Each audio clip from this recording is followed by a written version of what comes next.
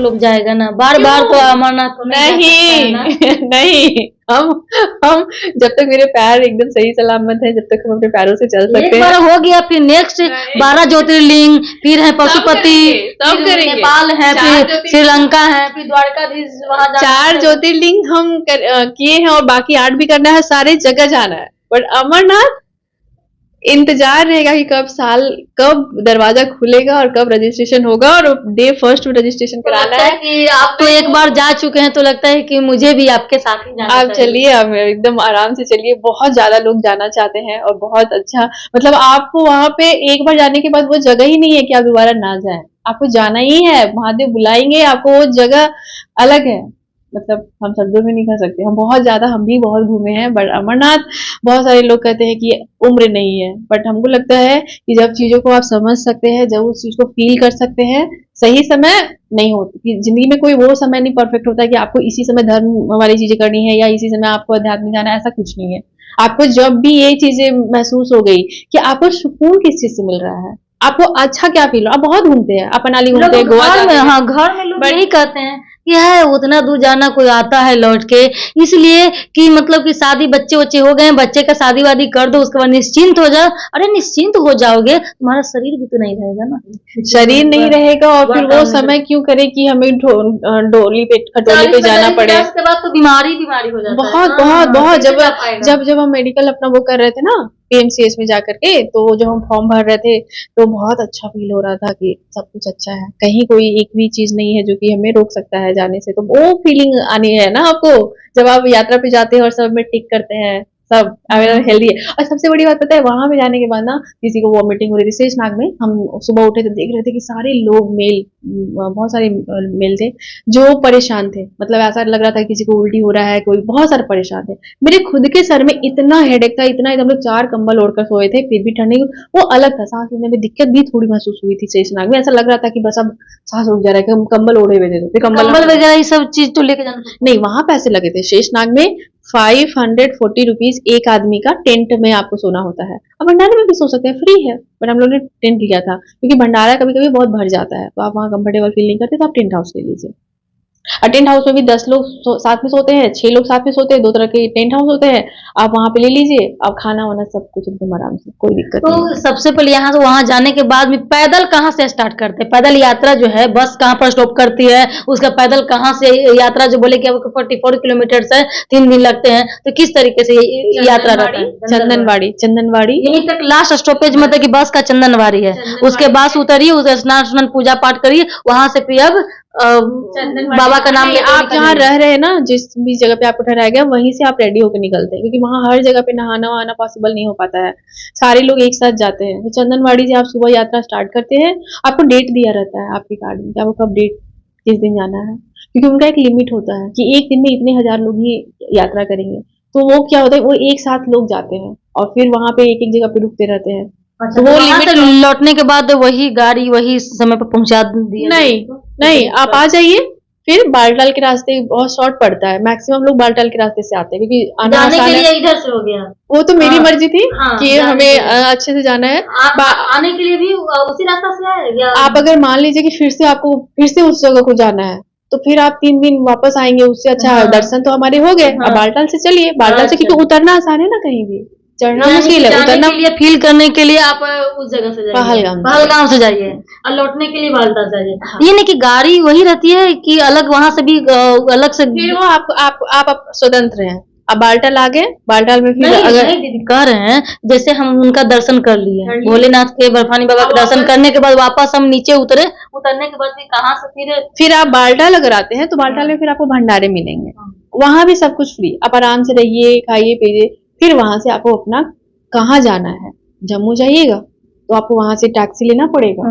Group में जाइएगा, हाँ ग्रुप में जाइएगा तो टैक्सी लीजिए, आपको मान लीजिए 8000 लग रहा है, 7000 लग रहा है, तो पैसे कंट्रीब्यूट करके लीजिए। और नहीं तो वहां से दीदी दर्शन करके हमको ये कहना है कि हमको ये बताइए कि हमको रूट बताइए, कि बालटाल जाने का रूट का बताइए, है नहीं कहना पड़ेगा ना? नहीं है, क्यों पूछना है? वहां से भी तो हो जाएगी ना? नहीं, वो सब आपके सामने है ना सब कुछ। जब आप दर्शन करके बाहर निकले तो बालटाल का एक रास्ता जा रहा है और एक पहलगाम का, आपको कुछ भी टेंशन नहीं है। वो तो इतना बड़ा जगह है, आपको थोड़ी पूछना है कि ये गली थोड़ी है, वो तो इतना बड़ा जगह है। आप जान रहे हैं कि आपको कितना किलोमीटर, कौन आप कितने किलोमीटर तक तो देख पाते हैं कि ये पहलगाम का रास्ता है और ये बालटाल का रास्ता आपके सामने है। आपको कुछ पूछने का जरूरत नहीं है, कोई भी बता देगा। फिर बालटाल वाले रास्ते में आप निकल जाइए, बालटाल पहुंच जाइए, और वहां से फिर आप टैक्सी वैक्सी जैसे जहां भी आपका डेस्टिनेशन है। बहुत लोग बस से जाते हैं, पता है।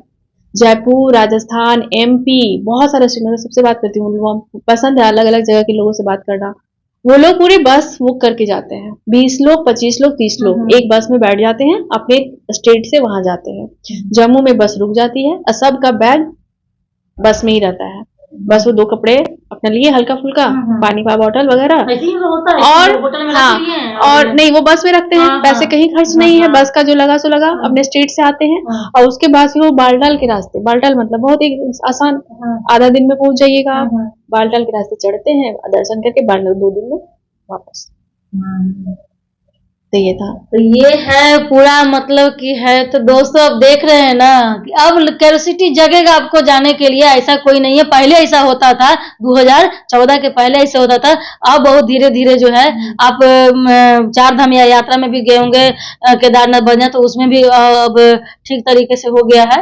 और जैसे दीदी ने बताया कि अमरनाथ के लिए यहाँ से किस तरीके से पहले जम्मू पहुंचिए, जम्मू से स्टॉप कीजिए, फिर वहां से 2 रास्ता कहलगांव और बाल्टा, किसी और जाना चाहते हैं, कैसा फील करके महसूस करना चाहते हैं, इतना दर्द। कोई कपूर ये सांस के लिए कुछ ले रहे हैं। कपूर हम लेकर गए थे, मेरी फ्रेंड हमको बोली कपूर ले लीजिएगा कि वहां पे सांस लेने का हमें हमें निकालने की जरूरत नहीं पड़ी।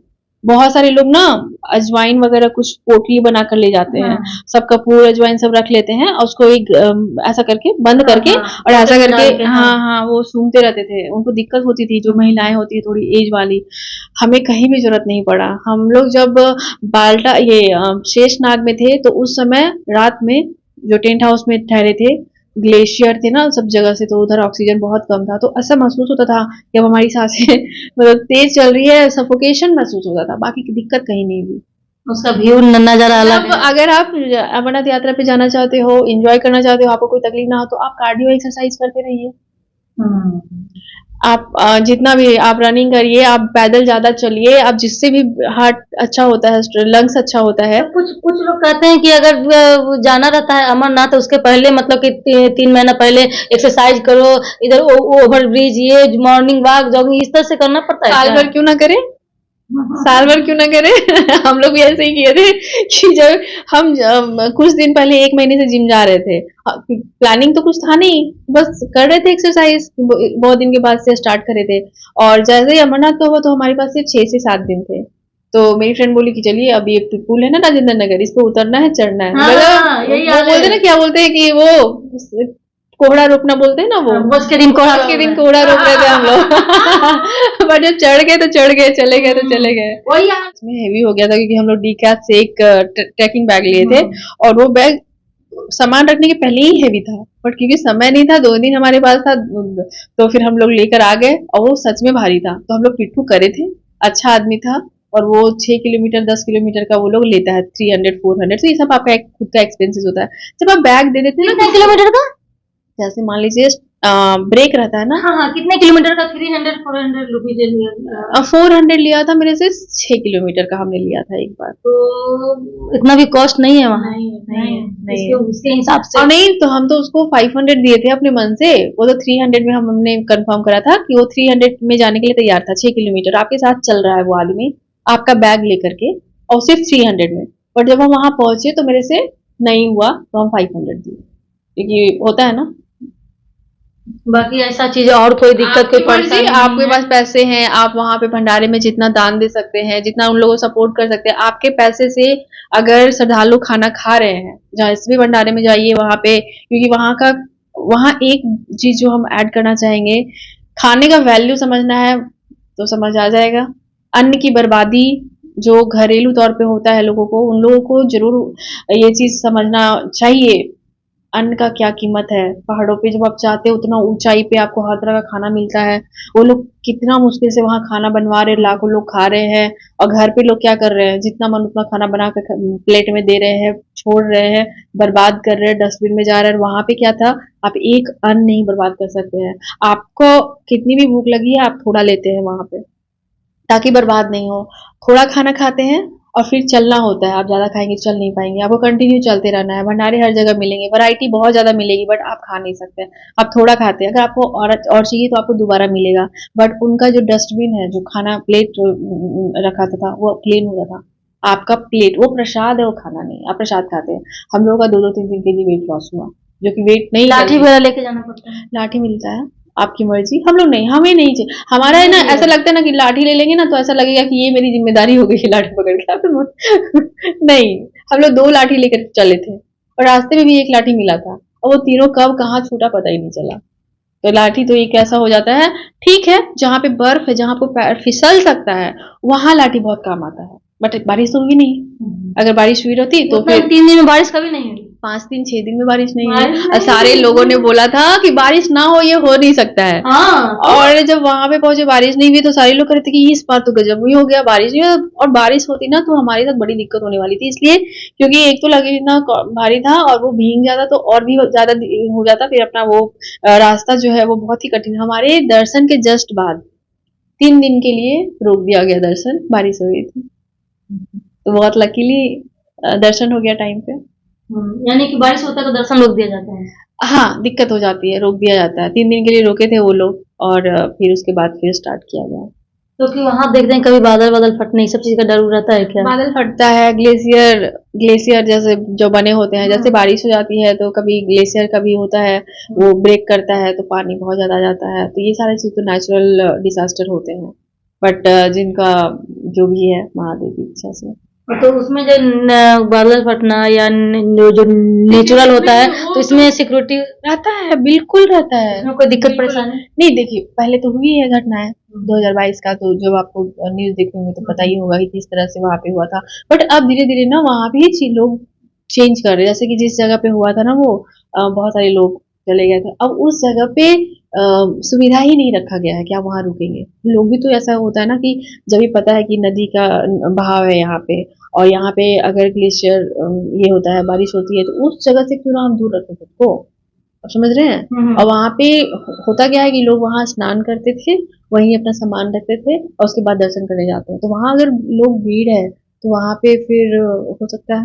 तो अभी वहां पे ऐसा है कि वहां आप नहीं रहोगे। बहुत सारी जगह वहां पे रेस्ट्रिक्टेड एरिया बनाया गया है कि आप यहाँ नहीं रहना है आपको, जहाँ खतरा है। यानी कि वो मतलब कि हर जगह जगह पर मतलब कि ये लगा हुआ है और एरिया रिस्ट्रिक्शन एरिया लगा हुआ है और गाइड लोग सब लोग करते हैं अपने तरफ से अगर मान लीजिए इस वीडियो को कोई भी देख रहे होंगे, कभी भी देखेंगे, तो अपने तरीके से हम एक रिक्वेस्ट हर एक इंसान से, बड़े हो छोटे हो जो भी हो, सबसे एक रिक्वेस्ट करना चाहेंगे।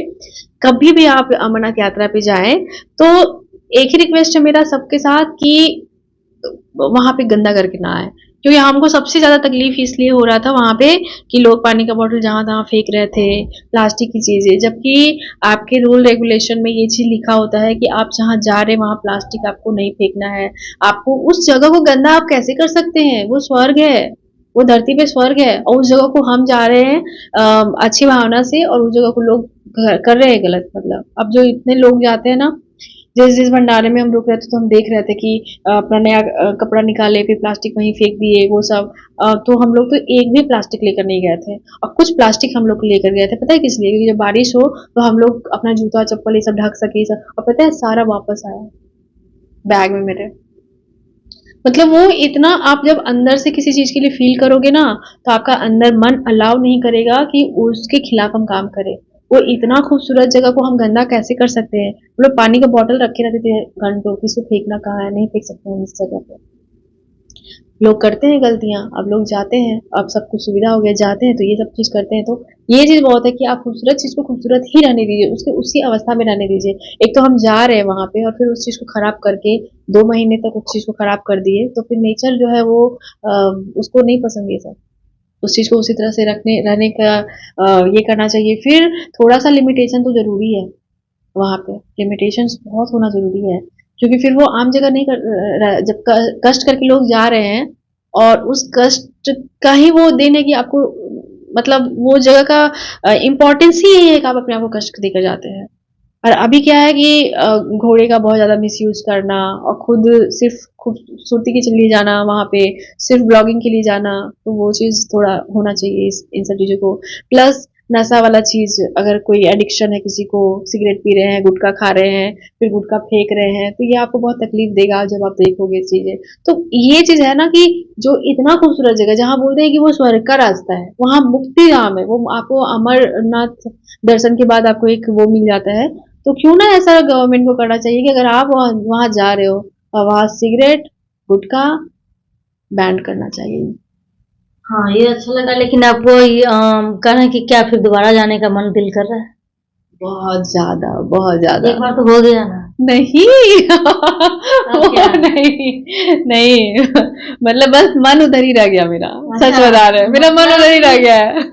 देखिए दोस्तों, मैम को कि बॉडी जो है इनका यहाँ पर प्रेजेंट है, लेकिन माइंड जो है वहाँ बर्फानी बाबा के पास है, चले गए हैं। तो बॉडी प्रेजेंट माइंड एब्सेंट, ये चीज के लिए है। देखते रहिए दोस्तों, ये कितना खूबसूरत चीज है जो मेरे जो दीदी हैं ने बताए। तो मतलब इस तरीके से क्या करिएगा कि देखिए, समझिए, वीडियो को जैसे शेयर कीजिए, और जैसे दीदी ने बताया स्वस्थ रखने के लिए अपने आप को, जो कोई डर भय कोई दिक्कत नहीं है, जब दिल में मन में चीज ठान लेंगे तो कोई भी कुछ जो है जो पत्थर भी जो पिघल जाएगा, जो कुछ करना चाहेंगे हो सकता है। मन में शांति रखिए, आएगा, तभी बुलावा आएगा तो आप कैसे जाएंगे, क्या रास्ता निकलेगा, आपको प्रिपरेशन करने का टाइम नहीं मिलेगा, आप वहां जाएंगे और ये प्लान इमीडिएटली बन जाता है। कोई प्लान जाएगा, आपको किस तरफ से कहां से आ जाएगा प्लानिंग, आपको कुछ पता नहीं चलेगा। और रही बात कि लोग कहते हैं ना कि अपने कपड़े लेकर जाओ हर जगह पे पूजा करने के लिए, हमारे यहाँ पे ऐसा है, मंदिर जाएंगे, आपका सिर्फ और सिर्फ मन आप मन को साफ कर लीजिए, कुछ करने की जरूरत नहीं है। वहाँ ऐसा कुछ नहीं, सच ऑटोमेटिक होते जाएंगे हमारे रास्ता। जय हिंद, जय बर्फानी बाबा, जय श्री राम, हर हर महादेव।